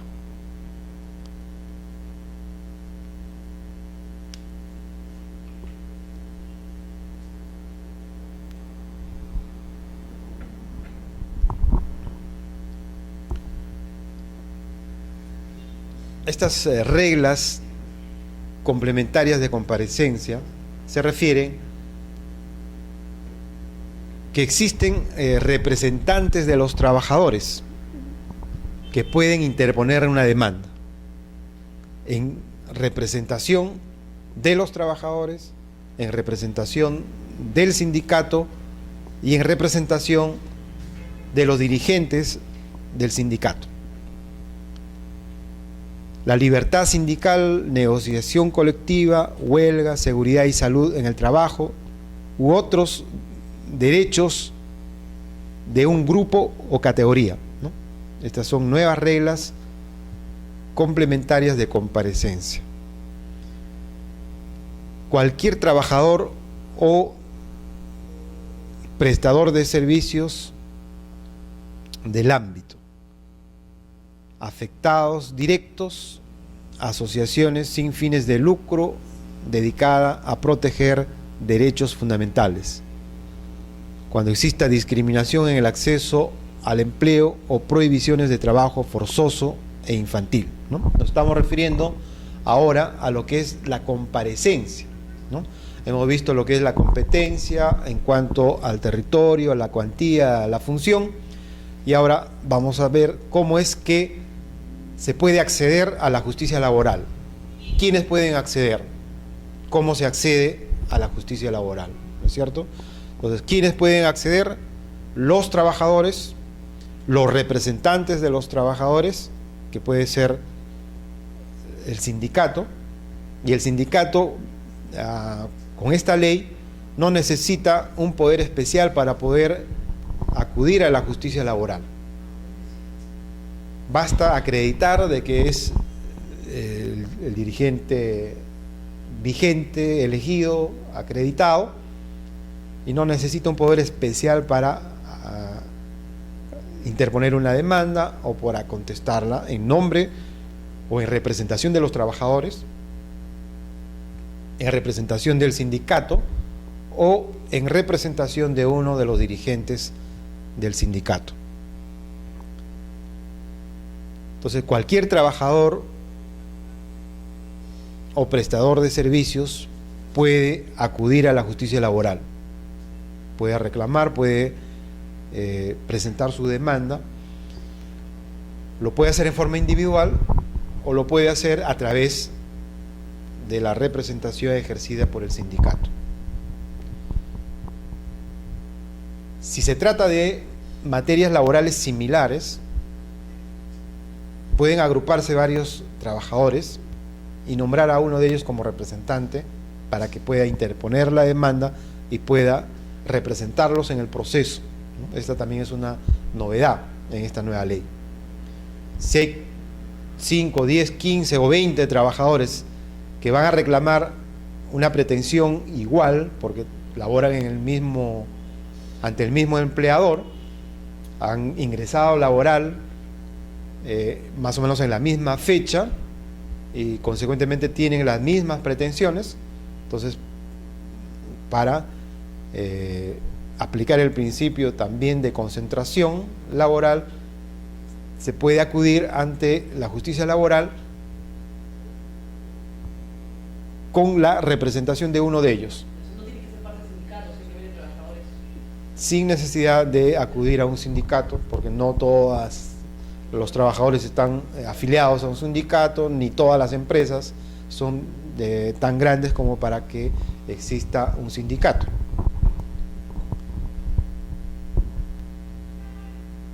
¿Cuál es el mínimo de trabajadores también del sindicato? A partir de 20 pueden, a partir de 20. Antes se puede haber delegados.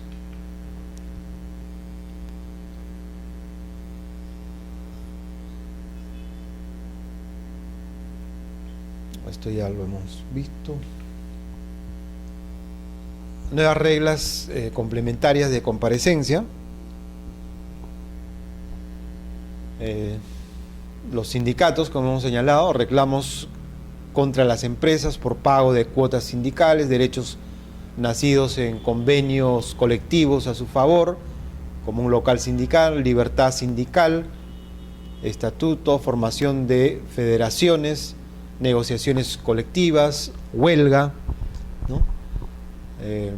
Hay mayor número de sujetos participantes del proceso, mayor y efectivo acceso a la justicia laboral, omisión en el pago de una bonificación reconocida a favor de los obreros mediante un convenio colectivo, deficiencia en el sistema de seguridad y salud en el centro de trabajo, discriminación que puede darse por motivos de raza, sexo, religión, opinión, origen social, condición económica, estado civil, edad, etcétera, ¿no?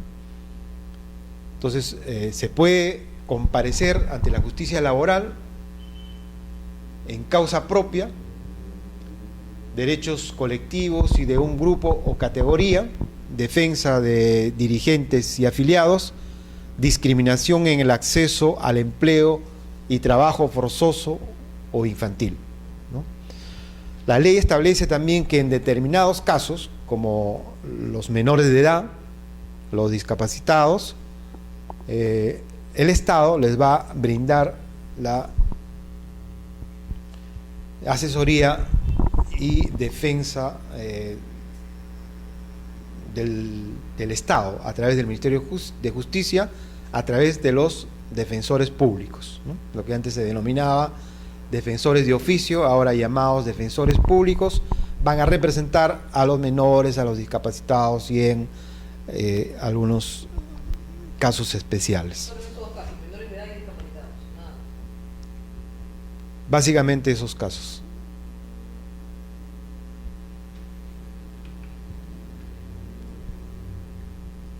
Entonces, el proceso laboral tiene esta nueva estructura.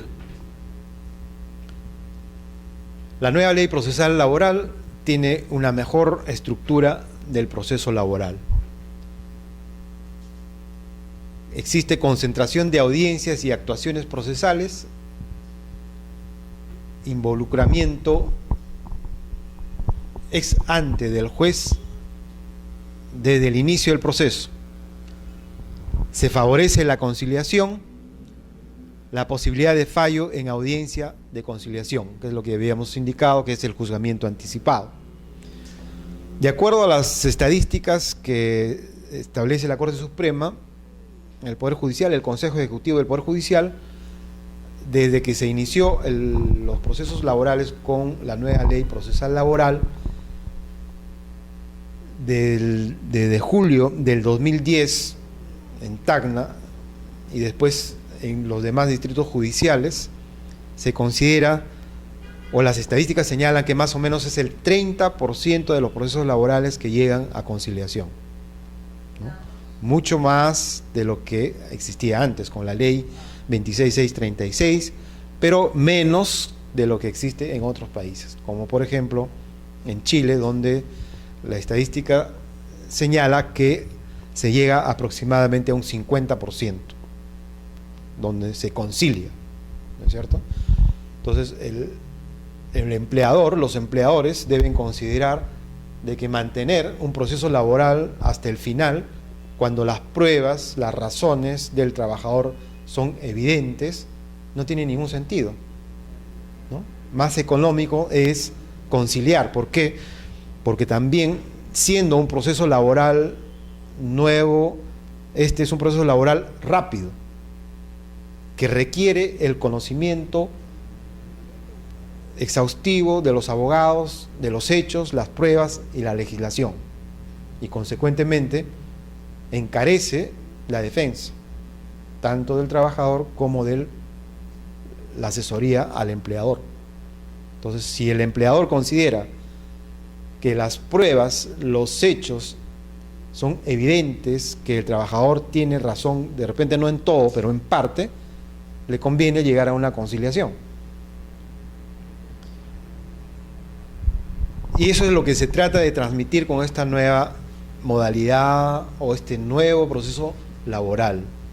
Lo que se quiere es llegar a un proceso laboral rápido, seguro, justo, y que se termine en un menor número de actos procesales. Entonces, si se concilia, se va a ahorrar dinero al empleador, el trabajador va a estar satisfecho porque va a tener inmediatamente el beneficio que reclamaba, y los jueces se van a aliviar de un proceso, ¿no es cierto? No va a haber apelación, no va a llegar ese proceso hasta la sala laboral, consecuentemente va a haber una menor carga procesal, y eso es lo que se busca, pero todavía no se consigue llegar a mayores índices de conciliabilidad, debido a que la justicia en el Perú es una justicia donde los abogados y las partes están acostumbrados a litigar, a dilatar los procesos y de esa manera conseguir resultados que no son los fines y objetivos de la nueva ley procesal laboral. Como hemos indicado, el objetivo de la nueva ley procesal laboral es llegar a un resultado en el menor tiempo posible y con la menor actuación procesal, menores actos procesales, a fin de solucionar un conflicto lo más pronto posible. Por lo tanto, va a haber ahorro de tiempo y recursos, menor duración, etcétera, ¿sí? Acá en los plazos son plazos reales, 20 a 30 días hábiles para notificar. Sí, son los que establece la ley. Son reales en teoría. Ya. En teoría. Y de cuándo hablamos de que eran 5 días a 5 días era para sentenciar, ¿no? Sentenciarse, ¿no? Eso lo vamos a ver más adelante en las audiencias. Este es solamente para ver cómo es la nueva estructura del proceso laboral, que es mucho más sencilla.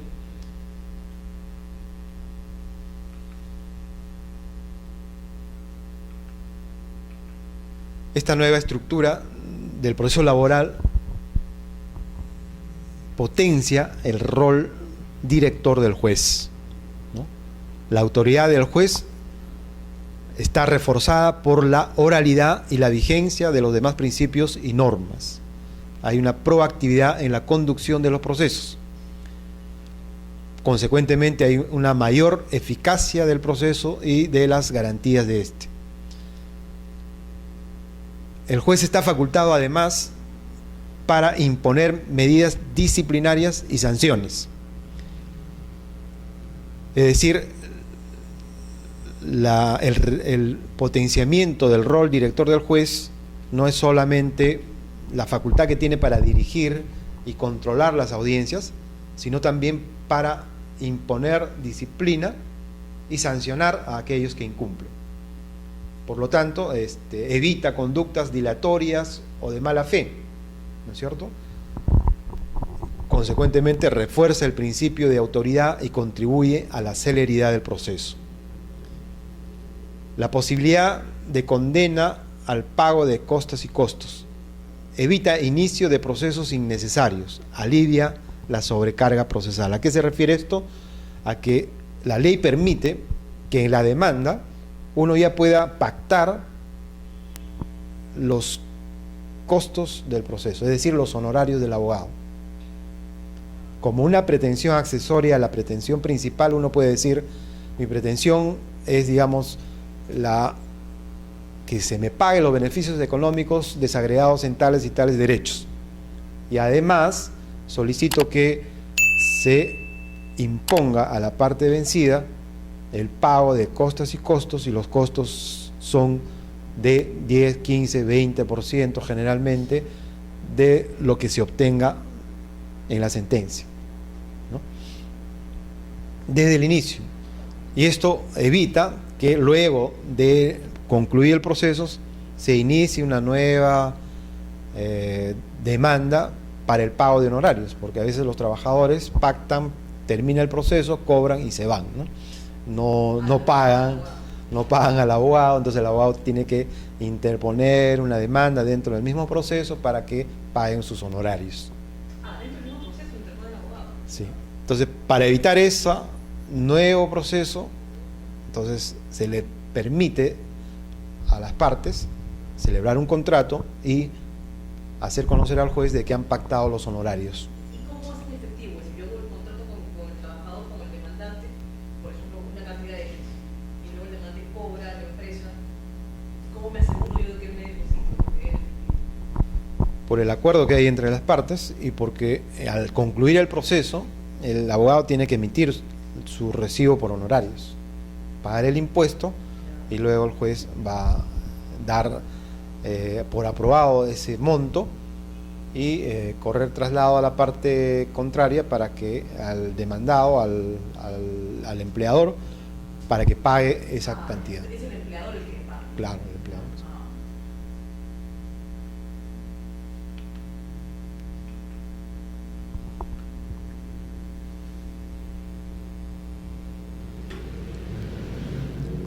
Entonces, hemos visto en esta sesión lo que es los principios del derecho laboral, hemos visto la competencia en el proceso laboral, hemos visto la comparecencia ante la justicia laboral, y ahora lo que vamos a ver es las actuaciones procesales.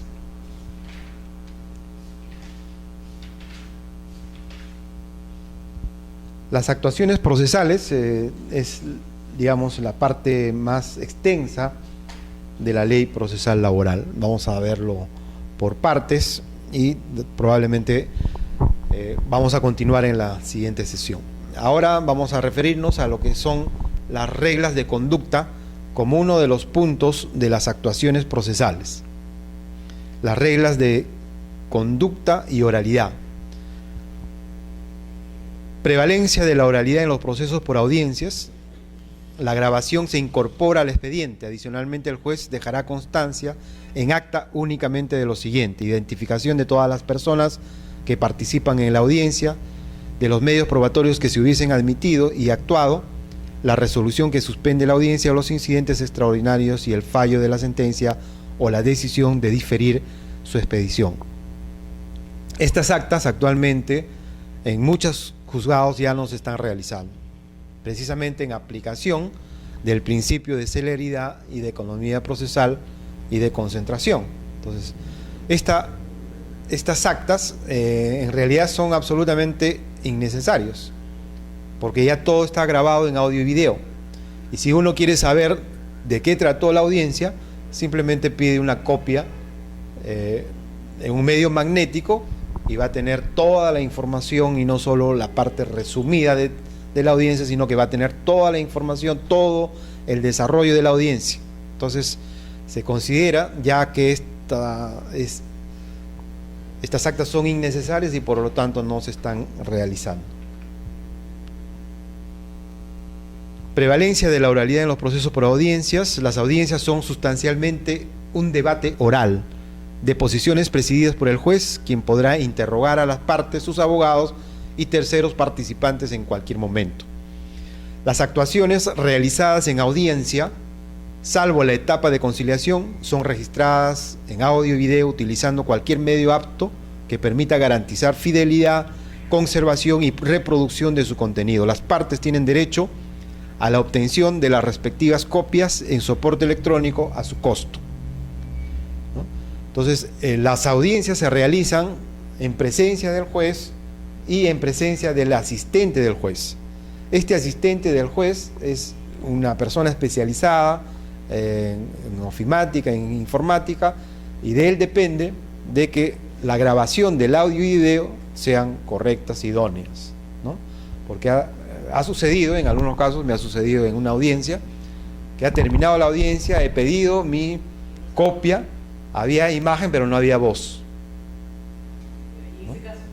En ese caso el juez en realidad no sabía qué hacer, nadie sabía qué hacer, entonces se aplicó la parte pertinente de la ley procesal, donde indica que cuando no hay audio y video, entonces se hacen actas donde se transcribe las partes fundamentales. Entonces lo que tuvo que hacer el asistente es transcribir, recordando más o menos las partes más importantes de la audiencia, y de esa manera se hizo un acta que suplió más o menos esta deficiencia, ¿no? Respecto a las reglas de conducta en las audiencias, el órgano jurisdiccional y hacia toda persona presente en la audiencia debe haber respeto. Está prohibido agraviar, interrumpir mientras se hace uso de la palabra, usar teléfonos celulares u otros análogos sin autorización del juez, abandonar injustificadamente la sala de audiencia, así como cualquier expresión de aprobación o censura. Colaboración en la labor de impartición de justicia. Está prohibido mentir, ofrecer medios probatorios inexistentes, obstruir la actuación de las pruebas, generar dilaciones que provoquen injustificadamente la suspensión de la audiencia o desobedecer las órdenes impuestas por el juez. Estas infracciones son sancionadas en la audiencia con multa no menor de media URP ni mayor de 5 URP. Existe responsabilidad solidaria entre las partes, sus representantes y sus abogados por las multas impuestas a cualquiera de ellos. No se extiende la responsabilidad solidaria al prestador de servicios. El sistema de notificaciones preferentemente electrónico, ¿no? Es otra de las actuaciones procesales. Se opta por un sistema de notificaciones preferentemente electrónico, salvo cuando se trate de las resoluciones que contengan el traslado de la demanda, la admisión de un tercero con interés, una medida cautelar, la sentencia en los procesos diferentes al ordinario, abreviado, y de impugnación de laudos arbitrales y económicos que deben notificarse mediante cédulas. Entonces, el juez exige entonces, como reglas de conducta en las audiencias, respeto al órgano jurisdiccional y participantes de la audiencia, colaboración en la impartición de justicia, respeto al órgano jurisdiccional y participantes de la audiencia, prohibición de agraviar, interrumpir el uso de la palabra, usar celulares o análogos, abandonar injustificadamente la audiencia, expresiones de aprobación o censura. Se sanciona, por ejemplo, alegar hechos falsos, ofrecer medios probatorios inexistentes, obstruir la actuación de pruebas, generar dilaciones que provoquen injustificadamente la suspensión de la audiencia, desobedecer las órdenes impuestas por el juez, ¿no? Entonces, las ventajas del proceso oral sobre el proceso escrito, ¿no? En el proceso oral es más breve, requiere mayor estudio de los participantes, superior disposición en solucionar el problema, aproximación al proceso, concentración, favorece la figura cognoscitiva. En el proceso laboral escrito es más extenso, escaso estudio de los participantes, inferior disposición en solicitar el problema, en solucionar el problema, no aproximación al proceso, no concentración, beneficia el razonamiento legal.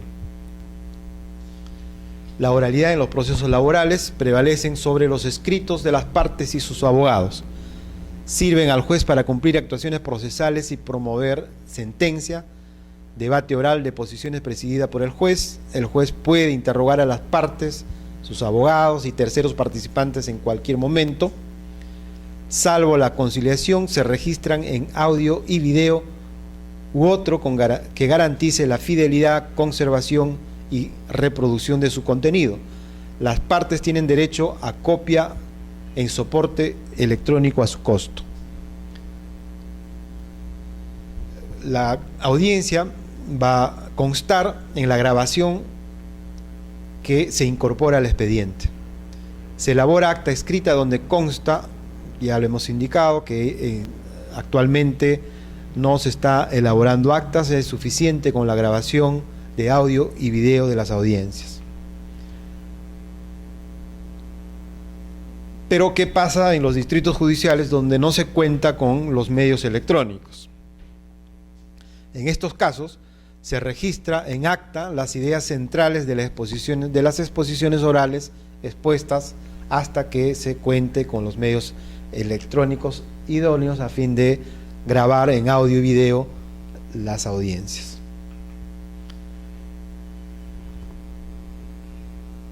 Hemos indicado también que dentro de las actuaciones procesales más innovadoras de este proceso laboral vigente se encuentra en las notificaciones.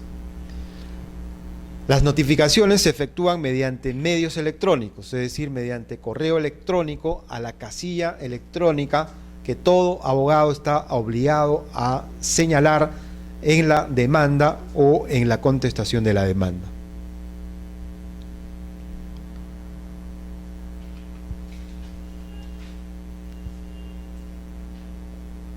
En algunos casos se notifica mediante cédula. Por ejemplo, las resoluciones que contengan el traslado de la demanda, obviamente porque no se conoce la casilla electrónica del demandado. La admisión de un tercero con interés, también se le tiene que notificar por cédula porque no se conoce su casilla electrónica, no es parte en el proceso y solo es un tercero que va a brindar alguna opinión o va a participar para coadyuvar con la solución del conflicto en el proceso laboral. Una medida cautelar, la sentencia en los procesos de cautelar, ejecución y no contenciosos. En estos casos se notifica mediante cédula de notificación.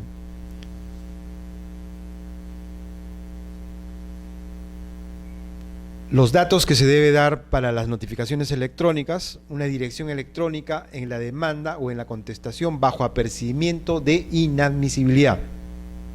Es decir, si en la demanda o en la contestación de la demanda no se señala la casilla electrónica que lo otorga la Corte Superior correspondiente, ¿no? Uno va a la Corte Superior, a la sección de notificaciones y presenta su copia del DNI, copia del carnet del Colegio de Abogados, señala la dirección de su domicilio y con esos documentos solicita una casilla electrónica.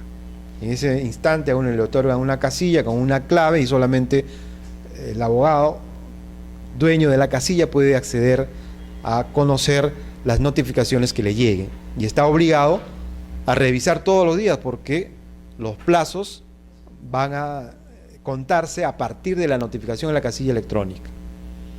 En los juzgados y en las salas lo que hacen es dejar constancia de que se ha notificado a una casilla, ¿no? Hace un pequeño acta el secretario de notificaciones indicando que se notificó a la casilla tal día y en ese instante va a llegar a la casilla electrónica del abogado y a partir de esa fecha se va a contar los plazos correspondientes. Y surte efecto las notificaciones desde el día siguiente que llega a la dirección electrónica. El Poder Judicial implementa una red electrónica que permita la notificación de las resoluciones mediante correo electrónico y publicación instantánea en la página web del Poder Judicial. Los interesados solicitan al Poder Judicial la asignación de un domicilio electrónico, el cual opera como un buzón electrónico ubicado en el servidor. El acceso al buzón es mediante el uso de una contraseña localizada en la página del Poder Judicial.